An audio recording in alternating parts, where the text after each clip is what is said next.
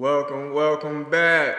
My Father's Business, Our Father's Business, 40 Days, 40 Nights. This is part 19. We got 11 days left. Let's go ahead and jump right into it.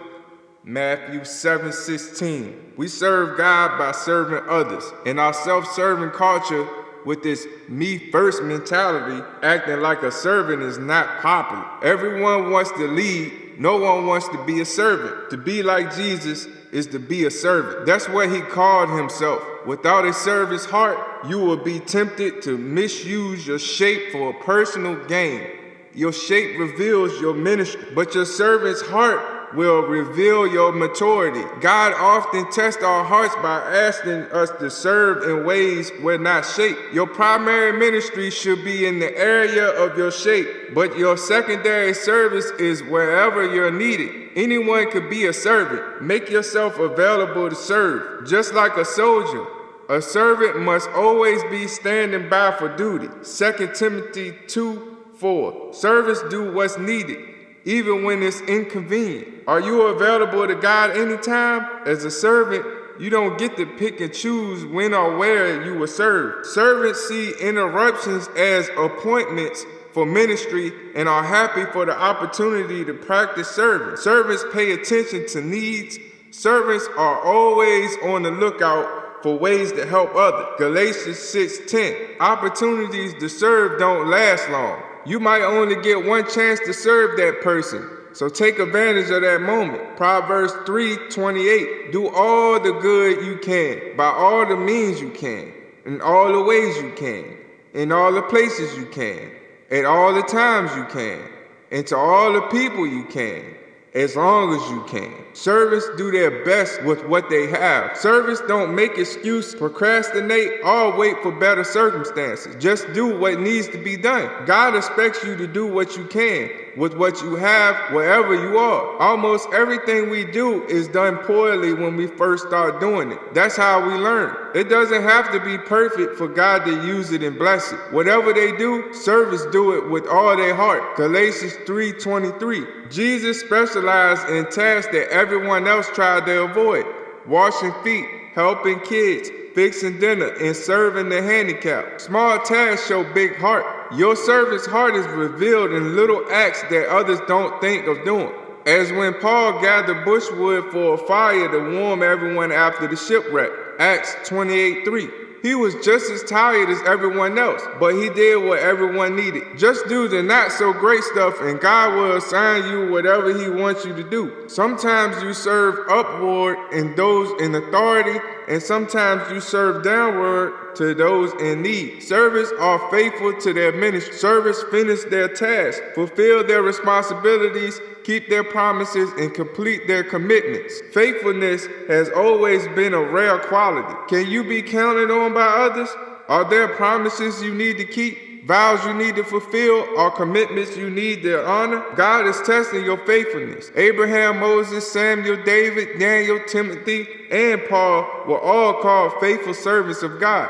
Matthew 25:23. Faithful servants never retire. You would never retire from serving God. Servants maintain a low profile. Instead of acting to impress and dressing for success, they put on an apron of humility to serve one another. Eye service. Serving to impress people with how spiritual you are. This was a sin of the Pharisees. They turned helping others, giving, and even prayer into a performance for others. Jesus hated this and warned. Matthew 6:1.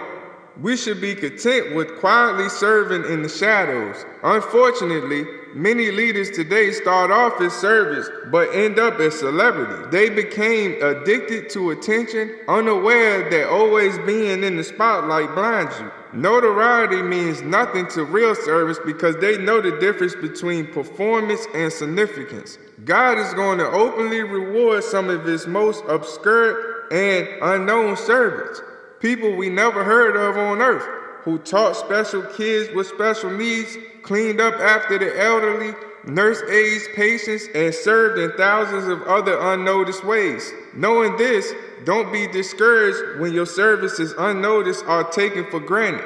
Keep on serving God. 1 Corinthians 15:58. Even the smallest service is noticed by God and will be rewarded. Remember the words of Jesus, Matthew 10:42. Service starts in your mind. God is always more interested in why we do something than in what we do. 2 Chronicles 25:2. Service focus on others, not themselves. When was the last time you emptied yourself for someone else's benefit? It's only when we forget ourselves that we do the things that deserve to be remembered. Some people try to use service as a bargaining tool. Real service don't try to use God for their purposes. They let God use them for his purpose. Philippians 2:20-21.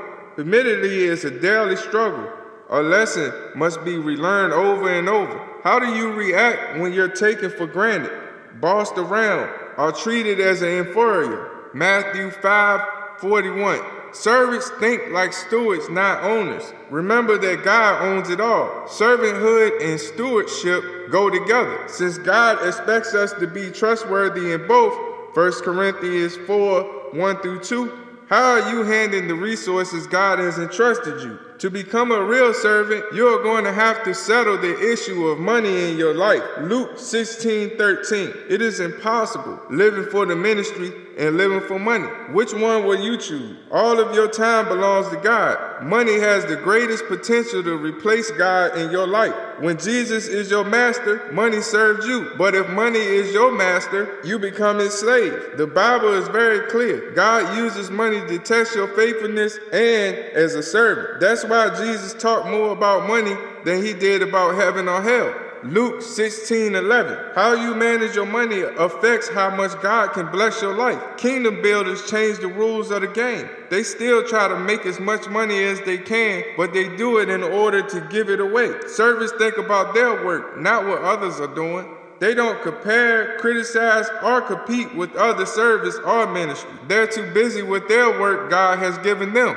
We are all on the same team. Our goal is to make God look good, not ourselves. We've been given different assignments and we're all uniquely shaped. There's no place for petty jealousy. Any time spent criticizing others is the time that could have been spent ministry. Romans 14:4. It is not our job to defend ourselves against criticism. If you serve like Jesus, you can expect to be criticized. Mary took the most valuable thing she owned, expensive perfume, and poured it over Jesus. It was called a waste by the disciples, but Jesus called it significant, and that's all that mattered. Your service to Jesus is never wasted no matter what others say. Matthew 26:10. Servants don't have nothing to prove or prove their worth. They willingly accept jobs that others would say is beneath them.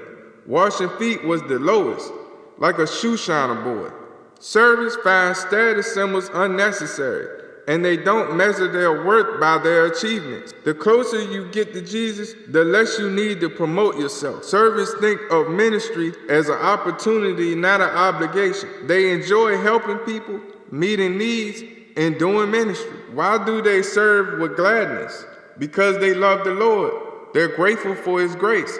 They know serving is the highest use of life, and they know God has promised a reward.